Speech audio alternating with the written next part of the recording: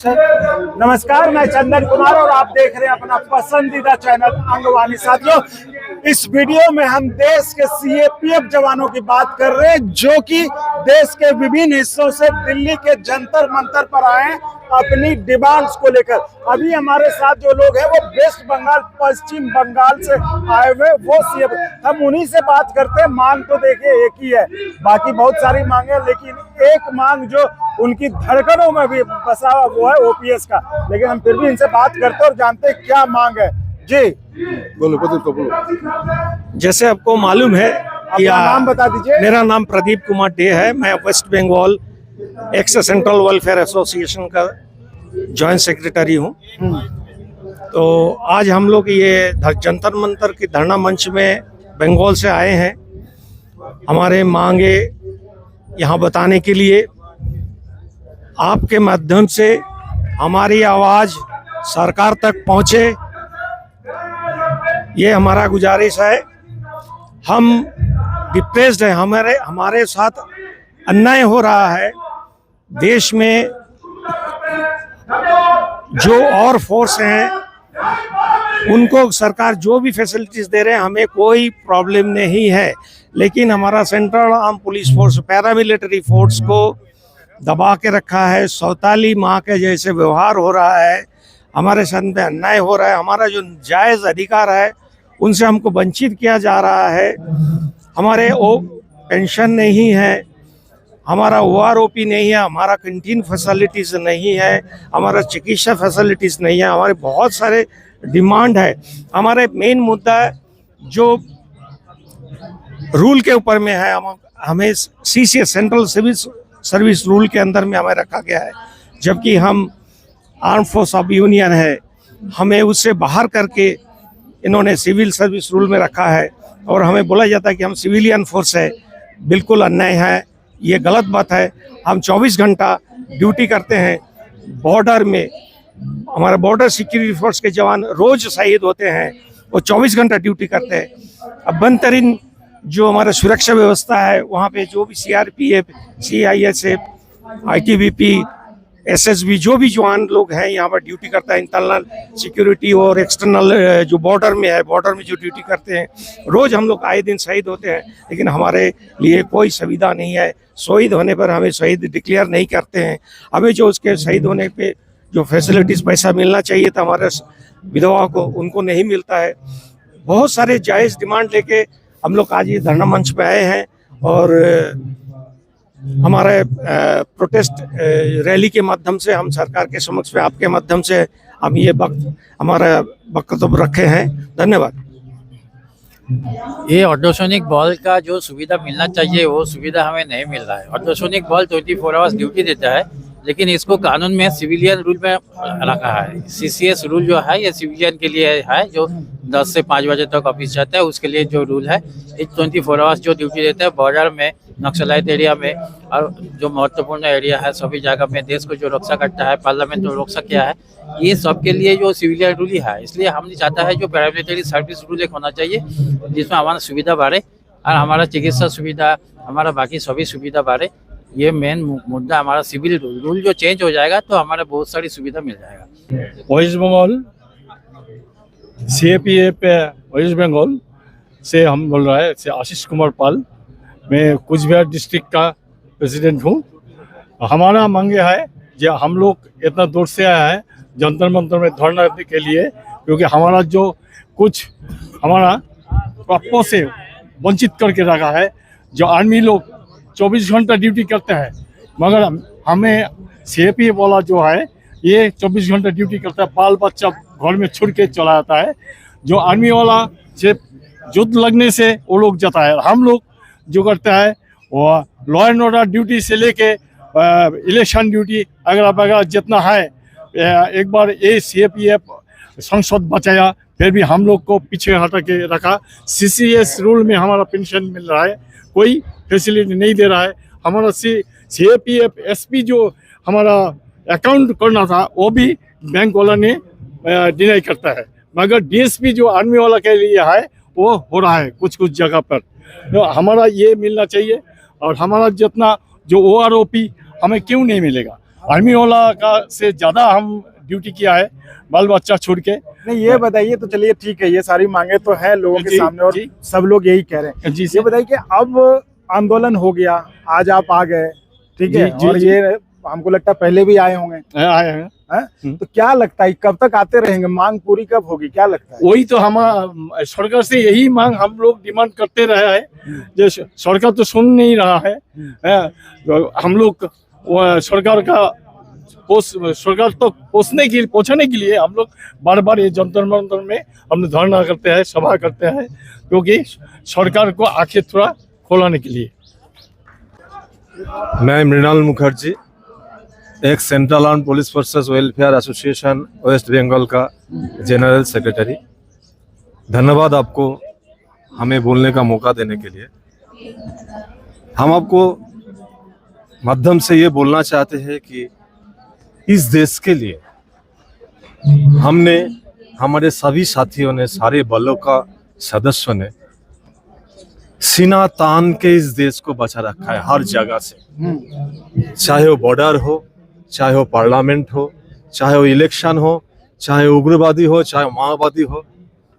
जहां भी खतरा इस देश के ऊपर आया है, हमारा आदमी सीना तान के वहां पे इस देश को बचाया है। बदले में इस देश ने, इस देश का सरकार ने हमसे सब कुछ छीन रखा है, सब कुछ छीन लिया। हमारा जवानी छीन लिया, हमारा जिंदगी छीन ली, हमारे बहुत आदमी शहीद हो गए, हजारों उनको तबाह हो गए, शहीद का दर्जा नहीं मिला, हजारों लाखों के पैनामे पर बर्बाद हो गए, अपंग हो गए, उग्रवादियों के साथ लड़ते हुए बिखरे हुए हैं लोग। बदले में हमें सरकार ने हमें क्या दिया? 2018 साल में 50 MP मिलके department related parliamentary standing committee एक रिपोर्ट सबमिट किया सरकार के पास कि इनको ये फैसिलिटीज दिया जाए। रिपोर्ट नंबर 214, आप देख लेना। 214 में हर एक रिकमेंडेशन है पैरामिलिट्री फोर्स के लिए, लेकिन 2018 से लेके 2025 तक वो फाइल बंद पड़ा है। सरकार के पास वक्त नहीं है उसको खोलने के लिए, उस रिकमेंडेशन को इम्प्लीमेंट करने के लिए। 2012 साल में सरकार ने हमें एक सर्विसमैन का दर्जा दिया है। भारतवर्ष में 4-5 स्टेट उसको मान्यता दिया है, बाकी सारे स्टेट आंख मूंद के परे है, सेंट्रल गवर्नमेंट आंख मूंद के परे है। हमें रास्ते में उतरना पड़ा है हमारा डिमांड के लिए। जैसे हमारा साथी ने आपको बताया, हमारा डिमांड सबसे पहले हमें सेंट्रल सिविल सर्विस रूल से बाहर किया जाए, क्योंकि हम सिविलियन नहीं हैं। कॉन्स्टिट्यूशन को खोल के देख लीजिए, हमें रेज किया गया है आर्म्ड फोर्सेस ऑफ यूनियन के दर्ज पर। दूसरा, हमें 1 रैंक 1 पेंशन का फैसिलिटीज देना चाहिए, क्योंकि इनका योगदान पूरा जिंदगी इस देश के लिए रहा है। तीसरा, हमें हर एक स्टेट में, हर एक डिस्ट्रिक्ट में पैरामिलिट्री फोर्सेस का वेलफेयर बोर्ड, अर्धसैनिक बल कल्याण बोर्ड, ऐसा कुछ बोर्ड बनाना चाहिए। जी, मेरा नाम, आपका किससे रिटायर हुए हैं? मैं CRP से रिटायर हूँ। CRPF से। अच्छा, 1998 में कांस्टेबल रैंक में मैं भर्ती हुआ और कांस्टेबल से भर्ती पेंशन आ गया। हमारी जो आपने सुनी अभी मुझसे पहले जिस आदमी ने बात की, वो नाप तोल के उसने बात की है, उसमें कोई फर्क नहीं छोड़ा।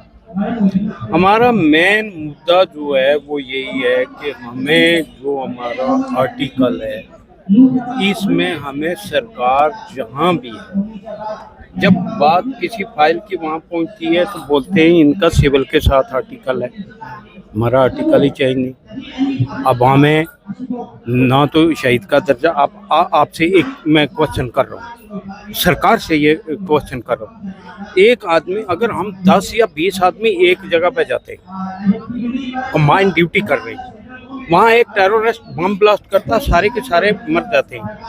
अब जो आर्मी का जवान है वो 2002 के बाद का है, 2004 के बाद का, या पहले का है उसको सबसे पहली फैसिलिटी के वो अगर जब तक उसकी 18 साल सर्विस होती जब तक उसको फुल तनख्वाह मिलती है, फिर उसको फुल पेंशन मिलती है, फिर उसको शहीद का दर्जा है, जो डिफेंस की सारी सहूलियतें उसको मिलती हैं। जब हमारी पेंशन ही नहीं, हमारा फोर्स का एक्ट ही नहीं, तो हमें वहाँ ना शहीद का दर्जा है, तनख्वाह तो दूर रही, हमारी पेंशन ही खत्म है। हम क्या हैं, एक अनाथ जैसे होता है ना, एक बच्चा आपको यहाँ डब्बे में पड़ा मिल गया, आप उसको ले जाएंगे, पाल पोस लेंगे, ना उसकी माँ का पता आपको, ना उसके बाप का पता, तो वो क्या है, अनाथ। इस तरह सरकार हमें जैसे बकरे को फिर उसको घास कुछ खिलाते हैं तो तब जमा करते हैं, ये हमें मुफ्त में सरकार, क्या इस सरकार को ये पता नहीं हमारा देश सेकुलर है ना, हमारा देश सेकुलर है, तो फिर हमारे फोर्सों के अंदर इन्होंने ये तजाद क्यों करके रखा है।